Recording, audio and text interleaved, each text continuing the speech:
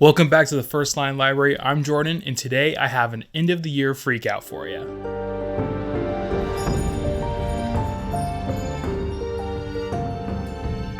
Today, I have a list of questions that I have pulled together from a few other booktubers here. So let's jump in. Starting this list with the best read of 2024. I have read more this year, though I think there have been far fewer 5-star reads. When thinking this over, there were a few that stood out. First is Old Man's War by John Scalzi, then Burn by Peter Heller, and then The Exile by Ryan Cahill. These three have by far exceeded my expectations, and I think I love them all equally. But I'm going to have to give it to Old Man's War. What John Scalzi can do with this military sci-fi novel is just wonderful. It's packed with humor, action, and aliens. There's also some really great character work for the main cast. If you like classic Sci-Fi Channel action flicks, this is the read for you. This next topic was pretty easy to find a book because I haven't had too many sequel reads this year. I believe only 2 or 3 were sequel reads. And one of them was Words of Radiance, which is the second part of the Stormlight Archive, and I just felt like it was too big of a book to pick. So that means Wayward by Blake Crouch is going to be the best sequel for me this year. Wayward is the middle part of the Wayward Pines series. This book is cover-to-cover chaos. It's a small town set in a valley deep in the Idaho mountains, and it is jam-packed with mystery, action, and monsters. This next pick is for a new release in 2024 that I have not yet read. Now, there were actually quite a lot of new releases that I haven't gotten around to picking up, but there is one that I really wanted to fit in and just found there wasn't enough time this year. That is The Silver Blood Promise by James Logan. Now, I don't know a lot about this book other than that it is a kind of murder mystery in a fantasy setting in a big city. So if you have read this and you love it, let me know what you think and if I should move it up higher on the list for next year. Speaking of 2025 reads, next up is my pick for the most anticipated read of 2025. I try not to fill up my TBR too quickly, but there are quite a few that I really want to get on the list. But that book that I'm most excited for is The Dragon Bone Chair, the first entry in the Memory, Sorrow, and Thorn series by Tad Williams. Outside of this being a fantasy epic in its own right, it is also a story that has inspired many other fantasy authors, such as George R.R. Martin and his Song of Ice and Fire series.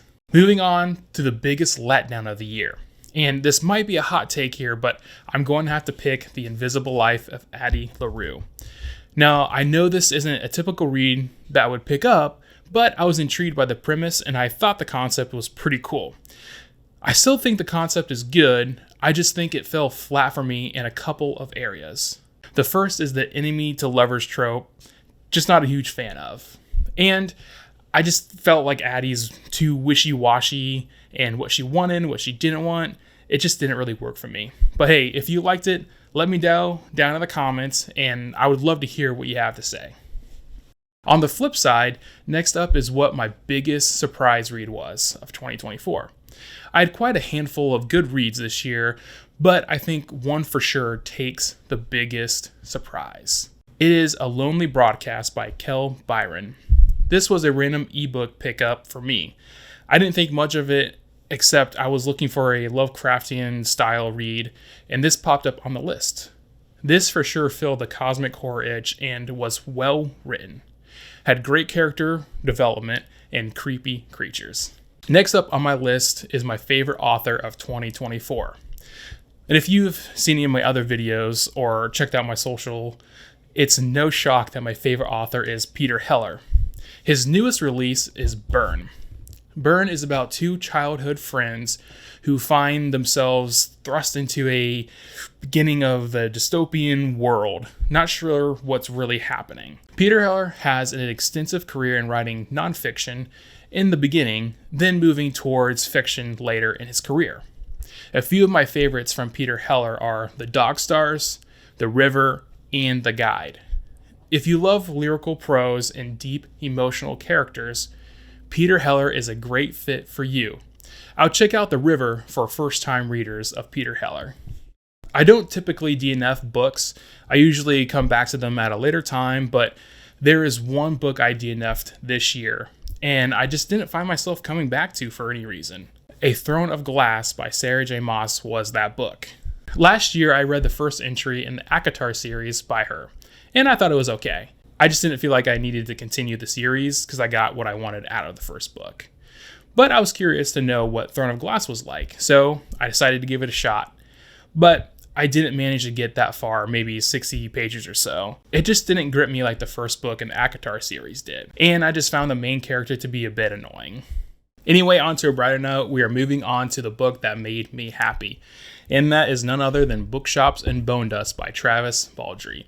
Another great cozy fantasy that pulls you right into the story. Bookshops and Bone Dust is a prequel book to Legends and Lattes. In this story, we once again follow Viv as she navigates her way out of her old life and stumbles into a used bookshop where she finds herself spending her entire summer working. Alright, moving right along. Next up is my new favorite character. This one was tough to pick because I had many new series and standalones that I had read this year, with great characters from all of them. But I think this is going to go to Abe from John Langan's The Fisherman. What I love about Abe is that he's able to find what really matters in life and hold on to it. The Fisherman is a cosmic horror novel wrapped up in a tale of friendship and discovering what it means to care for someone who is grieving. Alright, jumping right back to Burn by Peter Heller for the read that made me cry. I had half a mind to pick Mouse by John Gwynne, but as of this recording, I have not yet finished it. So I think Burn will suffice. The friendship between both Jess and Story is just so unreal.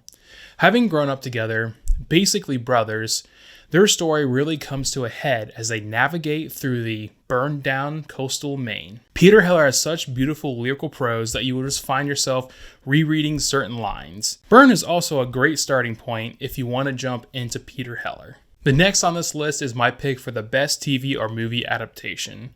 Most of my reads this year don't have an adaptation out for it. So, with that being said, I'm going to pick Pines by Blake Crouch. Pines is the first in his series, Wayward Pines. I already talked about Wayward earlier, but I think that the first book to the first season of the TV show adaptation is by far the most faithful. The first season of the show, just like the book, is a non-stop whirlwind of a ride that is just packed with mystery and action. Okay, we have made it to the last one on this list. This was by far the most difficult one to stick to just one book or series, so I'll throw out a few. These are the series that I'm planning on continuing to read in 2025, and hoping to maybe even finishing up a couple. First is the Shannara series by Terry Brooks. Next is going to be getting caught up with The Bound and the Broken by Ryan Cahill. I'm about halfway through the series as of right now, and will be adding his new release to the backlog once it comes out next year. I will of course be working my way through the Dresden Files by Jim Butcher. Another series I want to continue with is John Scalzi's Old Man's War. The last series I have here is A Song of Ice and Fire, continuing with A Clash of Kings by George R.R. Martin. I'm still interested in getting caught up, even though the odds of him finishing this series are becoming slimmer each and every day. But, of course, there are many others that I would like to continue as well, so time will only tell. Well, that wraps up my end of the year freakout. Make sure to jump in the comments and let me know which topic you would like me to make into a full video. Also, go ahead and hit that like and subscribe button. It just helps this channel grow, and it helps us reach more book people just like you. Also, go ahead and fill out your end of the year freakout down in the comments. Hey, thanks for taking the time to hear what I have to say. I'll catch you all later. God bless.